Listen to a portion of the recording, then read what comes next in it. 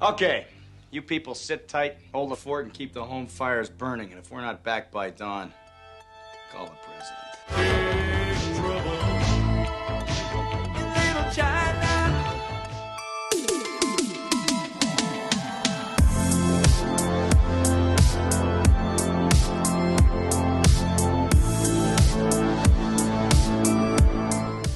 Hello, everybody, and welcome to the SuperCaZt. As always, I am the Superfosh, the man who put the super in SuperCaZt, and I'm joined by my good buddy and co-host, Steve Z, the man who put the Z in SuperCaZt. And buddy, what are we talking about on this episode today, sir? This is one I've been wanting to watch for a long time, and it just coincides with the fact that I'm on a big John Carpenter kick right now. I don't know what it is. I just listened to one of his songs, and I'm like, you know what, I want to watch a John Carpenter movie, and I started on it, and I've actually started on like a marathon on it. I've been watching a few of them past few weeks, and this one was one I circled. I was like, Caleb's going to really like this movie, and this is Big Trouble in Little China, 1986 film starring Kurt Russell, directed by John Carpenter, as I said, and this one is a ride and a half. I am telling you, man, I've heard of this movie, and I've never sat down and watched it, even though I'm a huge Kurt Russell fan. I'm not even going to, pretend to admit otherwise. I'm a huge Kurt Russell fan, and this movie, I think, made me even a bigger one, just because he's just so freaking awesome in this film, man. I could not get enough.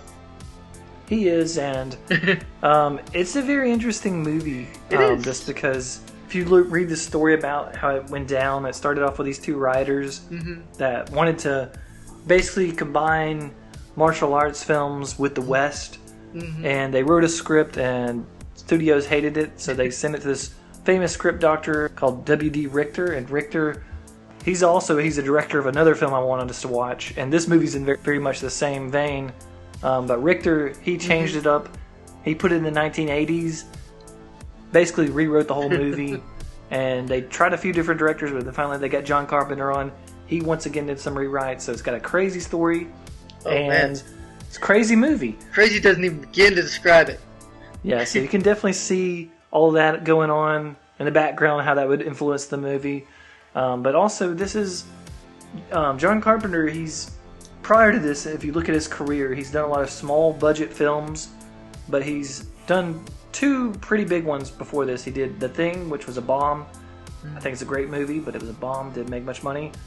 And then he did Starman right before this, where Jeff Bridges got nominated for an Oscar, so yeah, give it to John Carpenter, he's going to do awesome. Right. And they gave him too much control, and then later tried to take it back, and we'll get into that a little bit as we talk about this film, but the whole goal was to beat The Golden Child to the theaters, because another movie with a similar sort of vein coming out at the same time, they wanted to beat them.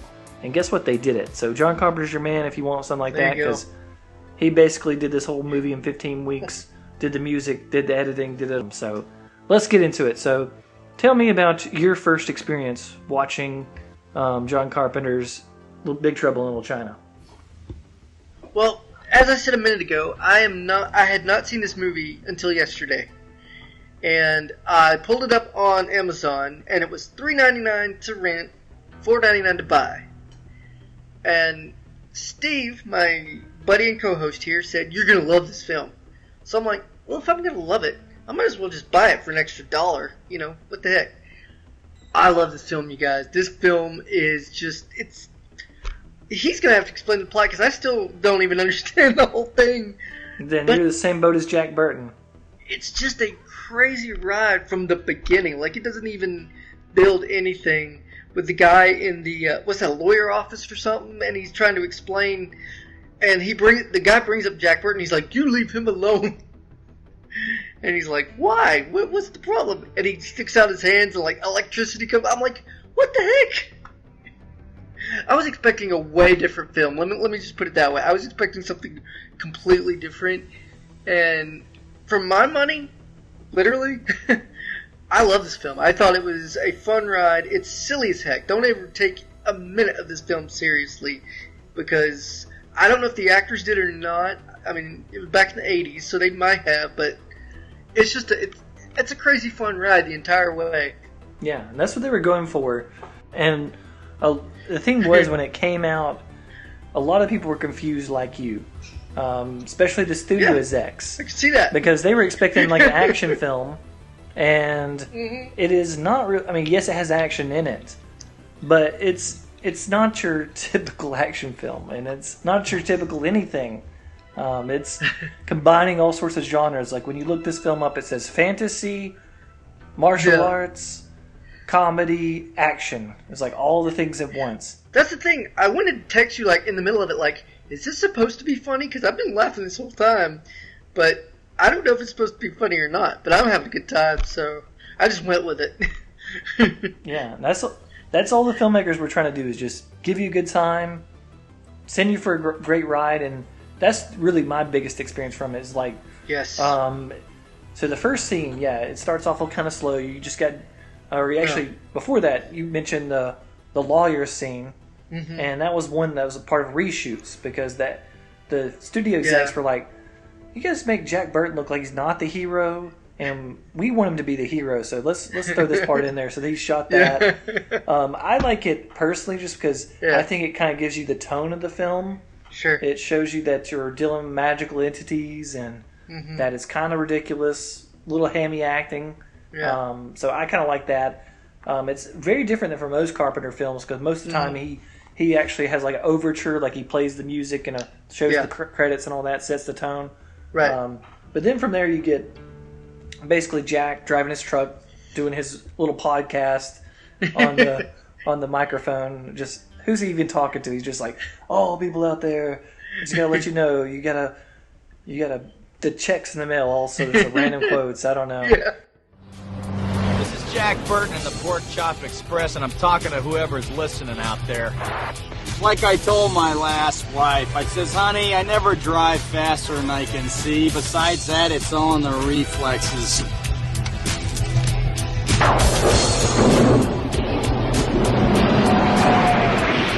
just listen to the old Pork Chop Express and take his advice on a dark and stormy night, all right? When some wild-eyed, 8-foot-tall maniac grabs your neck, taps the back of your favorite head up against a barroom wall, and he looks you crooked in the eye, and he asks you if you've paid your dues, well, you just stare that big sucker right back in the eye, and you remember what old Jack Burton always says at a time like that. Have you paid your dues, Jack? Yes, sir, the check is in the mail. And then basically from there it escalates so quickly. Like It does. Starts off, he gets involved with some gambling. I don't know even what the game they're playing. It's like Limcat or something like that. And he's leaving him a lot of money, but then his buddy Wang's not too happy about it and does the old double or nothing bet. And from there, like, they're going to go get Wang's money, and on the way they're going to go pick up his wife, and from there it just catapults. I mean, it just escalates. It escalates. They go to the airport. His fiance gets kidnapped. They have to go rescue her. They go down the wrong alley, and they get involved in like a kung fu war going on. Yeah. And then all of a sudden, magical beings show up. So that's what I'm saying. This movie's a ride. I tell you what it reminded me of was the original Mortal Kombat a little bit. A little bit. And one of the characters in it is actually the inspiration for Raiden, so maybe that's what you're thinking. I can see that, yeah. Yeah, but I kind of got into the plot a little bit, but the plot is just basically... So pretty much every John Carpenter film, you can tell what the plot is in a sentence, but that it's a lot more complicated than that. So Jack Burton's got to get his truck back and rescue his friend's fiance. That's pretty much your plot, but it goes through so many twists and turns, so many misadventures, and as you said, the gags are coming at you a mile a minute. Well, see, that's the thing. Like, halfway through it, I forgot about the truck till he gets to the end, and he's like, oh, there's my truck. Like, he just runs into it, I'm like, oh, yeah, he was looking for that. Yeah. Yeah, so it's all over the place. It's definitely a ride. It is. And I don't see how anybody could say, man, this movie's kind of slow. No, not at all. Yeah, it's very fast moving, a lot of action. And even in, like, the dialogue, John Carpenter's favorite director is this guy named Howard Hawks. And Howard Hawks, like, he always wanted his dialogue to be very snappy. So that's kind of the deal. He's like, while this person's finishing the sentence, this person's already interrupted them. And so the dialogue flows really quickly. So the whole movie's just really fast. You don't really get a time to catch your breath. It's just moving on to the next thing. And That's why if you think it's a dumb story, it might be. But you're having such a good time, you don't really care. Right. So that's the experience. Let's talk a little bit about some of the other details involved. So we've already mentioned Kurt Russell as Jack Burton. What do you think makes his performance great? Because he's Kurt Russell. I mean, the guy just puts everything into his performance. And you can say that about any of his movies, really. The guy, you can say whatever you want about Kurt Russell. And let me ask you something here.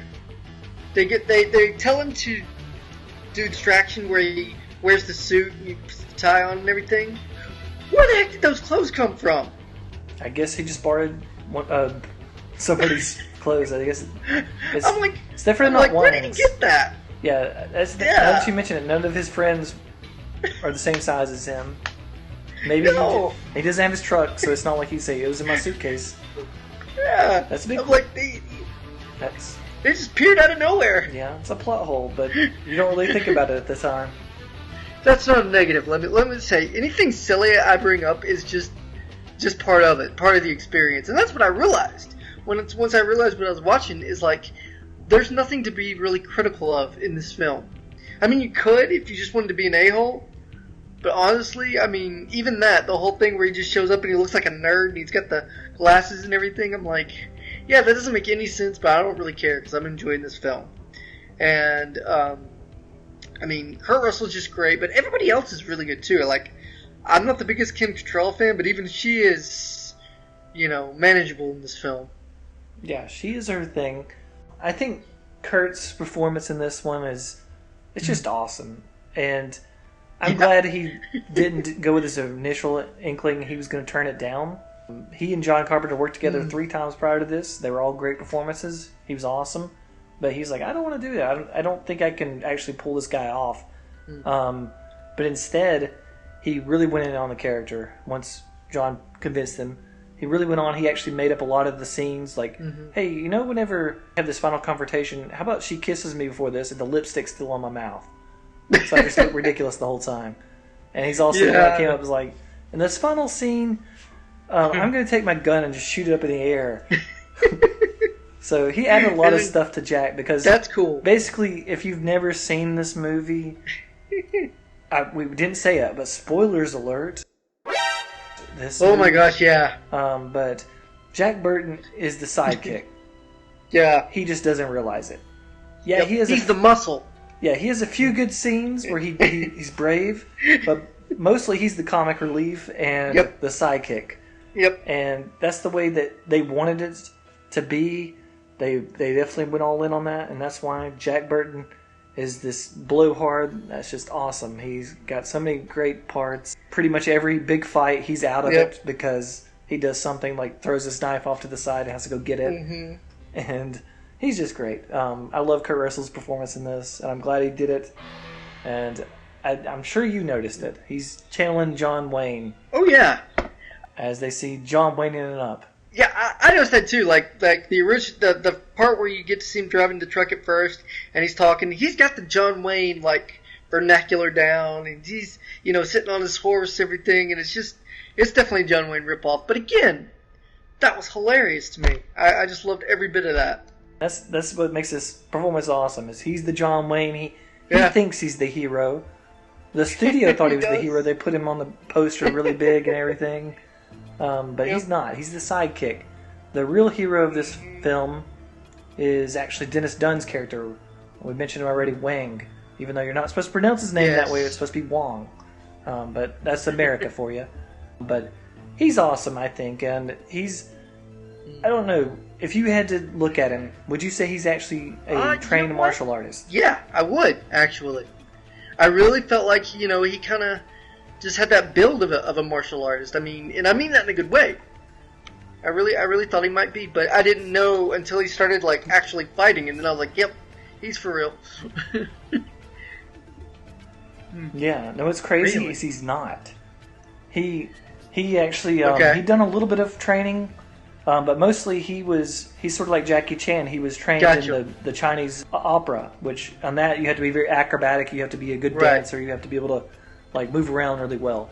And I guess that's how he's able to pull off all the action sequences. But he's basically doing most of the fighting because Jack, as you know, he's just kind of useless in those regards. He can throw a punch or two, but I think Jack's a little bit of his element this whole film. It's definitely a fish out of water film. Yeah. He thought he was just going to go play some cards or something, and instead he gets involved in like street fights and sees all sorts of crazy stuff. But Dennis Dunn, he's pretty awesome. Definitely brings it. I also love Tour Guide's intro. Besides the whole thing with the lawyer, he's driving the people around town and everything, and I just love his intro. Yeah. Because then all of a sudden these guys like get in front of his thing, and it just gets crazy from there. Yeah. Egg, he's a great character. He's like the most knowledgeable. He's a wizard guy. You just don't know that when you first see him. No. Yeah, he's awesome. He's got some great lines, and he does. He never talks down to Jack, and that's the funny thing is nobody in this film ever says, "You're an idiot." They just let him do his thing and try to... I think Kim Cattrall's character kind of calls him an idiot at first, but then even she comes around, I guess. Yeah. And her character's very interesting just because, like, who are you? I'm always like, what's your backstory? Right. Because she just walks into the Wang's restaurant unannounced and just lets herself in and like, oh, Gracie Law's here now. Like, that's normal. Yeah, it's just like, and here she is, Gracie Law. I mean... Yeah, so like, nuts. But that's what we're saying. This is part of the experience. Is like characters just get introduced. Mm-hmm. They say, "I'm a reporter," and you're just like, "Okay, rolling with it," and you just kind of go on to the next part because it just moves so quickly. You never just like, wait a second, why is Gracie Law? Why is she significant at all? Mm-hmm. But I regress. I guess the last thing we need to talk about is our villain. So Low Power. Great villain. Yeah, I really liked him. He was the right set of, kind of cool. He's kind of cool and then kind of silly at the same time, obviously. So I thought he was a pretty interesting character. Yeah, it's James Hong. Pretty much any major movie that involves Asian actors in the 70s, 80s, 90s, whatever, he was probably in it. And he's still great. He's still kicking. Both of us thought he was dead the other day. But we did. But that's okay. I'm glad he's still around doing stuff. Right. But he's great at this film. I think might be one of his best performances, just because he's really hamming it up. But at the same time, that's part of his deal. He's a super villain. He's supposed to be hamming it up. If he wasn't, we were just like, why are you playing this so realistic? This movie's not realistic. Right. Well, here's what I don't get. He wants to marry both women, right? Yeah. But then he's going to turn around and kill one of them, and then just be with the one. So why's he got to marry both of them? I never understood that part. Because I think, like, he made the deal with that god to sacrifice the girl with the green eyes. So he's like, if I marry both of them, I can still have one of them afterwards. So, win-win for him. There you go. He's definitely a good character, and like you said, he's very comedic, but also sinister. In fact, when I first watched this movie... When I was a kid, I was like 7 or 8 years old. This movie scared me. Oh, man. I was just like... It would have me, too. I'm glad I didn't watch it. This movie's frightening. And then I didn't watch it again until later, and I'm like, no, wait a second, this movie's awesome. But I watched it...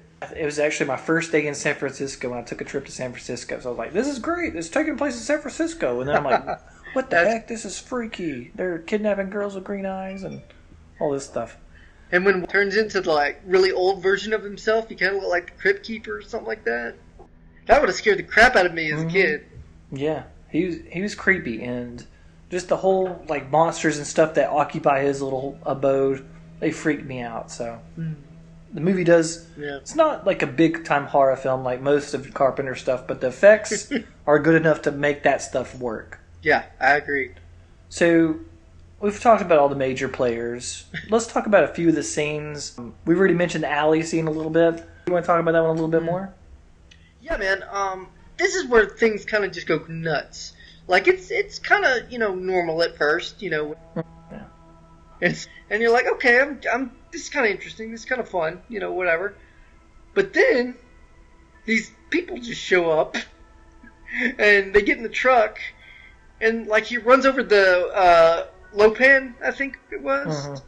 So, stands in front of his truck, and he pretty much runs him over, and you're like, well, he's dead. But nope, he's not dead. And it just gets crazy from there. Yeah, it's one of the most insane scenes ever. Oh my gosh, yeah. They just pulled in this alley. There's nobody in it at first. It's just this woman. She's got a duck. She's cooking it, and they just ask her, "Hey, is this where the evil gang lives?" And she just goes inside, and that's it. And then all of a sudden, we're seeing a funeral. It's like they're all sad because their leader's dead or something. And then their rivals show up and start machine gunning everybody. And then a whole out martial arts extravaganza starts happening. The red team versus the yellow team, beating each other up, killing each other. And then finally, it gets even crazier. These 3 guys just fly from the sky. Yes. And you're just like... If you've never seen this movie, you're like Jack is sitting in the cab. It's like, yeah, what is going on? I swear, I had such a Mortal Kombat feel at that point right then. I was like, they're either inspiring Mortal Kombat or they're completely ripping them off right now. I don't know which one. Yeah. They're older than Mortal Kombat. So, there you go. But I also got some good Live and Let Die vibes from the funeral scene as well. Yeah. I expected somebody to jump out of the coffin with like machine gun or something. Me too. Like that guy that played Knick Knack or something from Man with a Golden Gun. Yeah. There's your 2 Bond references. You've already mentioned it once. The scene where Jack visits the brothel. And oh my gosh. He's really trying to like Clark Kent it up or something. He's just trying to be ultra nerd. He's like, it's raining cats and dogs out there. Just like talking in this weird voice and like it just starts like out of nowhere. Like it just you don't see him find the clothes. You don't see him obviously dressing or anything like that. He just comes in there and he looks like that. And I'm like, where did that come from? How did he comb his hair? I mean, so many questions. Yeah. But I realized at that point, man, that's when I realized not the scene before with all the crazy people, but this scene where Jack just somehow magically changes his clothes. I'm like, this is not a normal movie, is it? You just have to kind of go with whatever happens and don't question it too much, because otherwise you're just going to be confused the entire time. So that's where I decided to just enjoy whatever I was watching, no matter what, and not question it. That's good, and that'll make it to when you watch it the second time, it'll be you can just ride with it the whole time. Oh yeah. But yeah, that's a good way of looking at the movie. It's just a ride you just have to take. It is. And you don't need to watch movies like this all the time, but they're definitely good to watch every once in a while, just because it's just a fun little journey. It is fun. And speaking of fun, I think one of the most fun scenes is that final invasion where they all get ready for the final showdown. They're going to rescue the girls, and they encounter a bunch of weird creatures and stuff along the way, and eventually they stop to take a short little breather to drink a magic potion. Here's to the Army and Navy and the battles they have won. Here's to America's colors, the colors that never run. May the wings of liberty never lose a feather. What did you think about what happened after that? First of all, did the other girl even say anything the entire film? I can't remember a single line from, what's her name? Yeah, she did. The girl, the guys. I don't think she said a single line in the entire film. Mm-hmm. I thought that was kind of interesting. But yeah, this was pretty interesting part too. Again, it's just I tried to question it first, and then I caught myself and go, no, it's just part of the film. I really did not understand it. I'm gonna have to go back and watch that because I was just so confused by then. But the potion, what it does, it's just supposed to give you like basically superpowers. Like you can see things that others cannot see. Your reactions will be better. Like that's why Wang just all of a sudden is just flying through the air. He's like doing all these weird backflips and stuff because he's got superpowers now. And Jack, I guess it just made his reflexes better because other than that, we really don't see him do much after he drinks it. But he does at least say, I feel kind of invincible. Well, maybe drinking that, had him saved from getting hit in the head when he shot the thing later on. Maybe that saved his life from being killed or something. I don't know. Yeah, he didn't get killed. Yeah, but great final fights. They all rush in. I love that set piece of like where the wedding was with the neon dragons and all that stuff. Yeah, I mean that's what I think of. But every time I think of this movie, I think of that set, and it's just immaculate. Great fight scenes. Yeah, it's a little dated now because obviously better stuff's come out since then, as far as like wire fu and all that. I mean, you can't compare this to The Matrix or something like that, but definitely pretty fun watching these guys jump around and do all these weird backflips. And I really like the magic scene, the Lopin versus Egg. They basically do the magic and then they manifest these two giant warriors they're fighting for. It's like they're playing a video game or something. I just love that part. And once again, you just don't question it. You're just like, I guess that's their powers. They can do that. There's just a lot of it, and I agree with you. I think watching this the second time, I will not be as taken aback by a lot of it because, again, I didn't know what to expect going into it. And even with the crazy beginning, I didn't really see it going the way it went. So there's just a lot of stuff that I feel like I missed just because I was so thrown off by what was going on. You know what I mean? Mm-hmm. Yeah, the plot will make more sense. I mean, not to say it makes total sense. I mean, anyway, that's part of the deal. Is if you didn't get it, you're just like Jack. You're just like how he feels throughout the whole movie because he never figures it out. He's just reacting. And then I guess you'd also probably notice a lot more of the jokes because there's just so many of them, and they just every line is something funny. Even just the delivery is great. And I mean, even the thing where, at the beginning, Jack, gets on his CB and he's talking trash or whatever. And then at the end, he does the same thing. And I'm like, that's pretty amazing that he acts the exact same way. Like, even going through all that, he's not changed a bit. He's still the same BSer, I just, like, that's pretty crazy right there. Yeah, there's no dynamic characters in this film. Pretty much everybody's just how they started. What they are, yeah. But that's great. That's not what you look for in this movie. No. But I think that finishing up our discussion here, like I said, I'm a John Carpenter fan. Same here. I think he's at the top of his game in this one. And that's why it really disappoints me that he put his heart and soul into this. He had great performances from his actors, even though the performances are kind of hamming it up, being kind of silly. It irritates me that this movie just bombed. And it's kind of a sad reason. Basically, the studio, from everything that the actors that worked on it and what Carpenter said, they said the studio didn't get it. They didn't realize, they weren't in on the joke. They didn't realize that Jack is a joke, basically. And they said, basically, this movie's terrible. We're going to bury it. They had like $3 million set aside for advertising it. They didn't advertise it.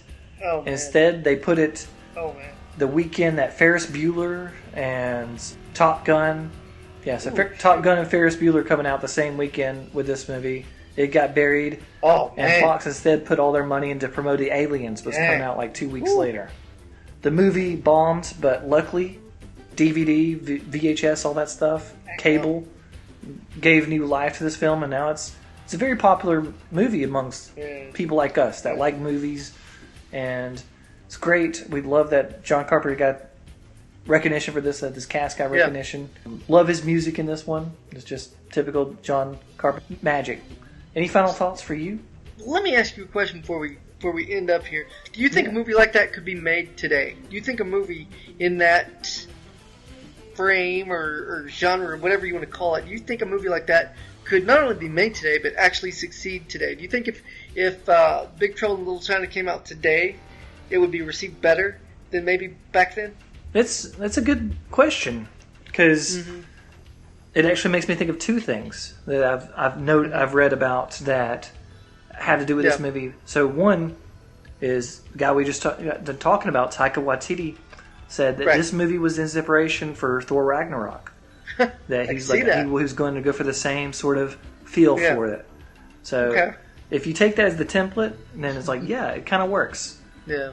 The other one is a very famous guy bought the rights to this film and is thinking about remaking it, and that's The Rock. So The Rock as Jack Burton. I could actually see that too. Actually, yeah. So it could work. We might actually see it. But I mean, Kurt Russell is just amazing. Yeah. Yeah. I don't think you should replace him, and I think like there's actually been. Not for this role, but some of Kurt Russell's other roles. Apparently his son looks just like him. And they're trying to get him to basically play like another Snake Plissken or something. Like, no, I'm not going to... I can't beat my dad. Right. Because Kurt is just amazing. John Carpenter's amazing. Great film. This movie is just amazing. I love this film. It's like you said, it's not a masterpiece of any kind. There's no deep thoughts that you have at the end of this film, and you may be even still a little confused by the end of this film, as I was. But I don't think that takes anything away from the enjoyment of this film. Like I said, I texted you like halfway through and was like, I love this film, and I was only halfway through it. So I really had a good time with it, and yeah, man, it was great. Yeah, I'm glad I recommended it. I would say it is a masterpiece just because of all the flaws that we've brought up with it, the terrible script, or if you will, or the hamminess of it. The fact that you can roll with it and enjoy this film, all the shifting tones and silliness, that makes it brilliant in my opinion, because I think if a lesser director or lesser cast try to tackle something like this, it would just come off as hokey or poorly made. But these guys got lightning in a bottle and made a great movie that I think you could put on for a good portion of people. I'm not going to say everybody should love this movie, but I think a lot of people would enjoy the ride, especially if you're into like Stranger Things or something like that, because I know they make a lot of references to this type of films. I couldn't agree with you more, sir. I'm only saying that just because the new season came out. Is this gonna get ugly now? Huh? I hope not.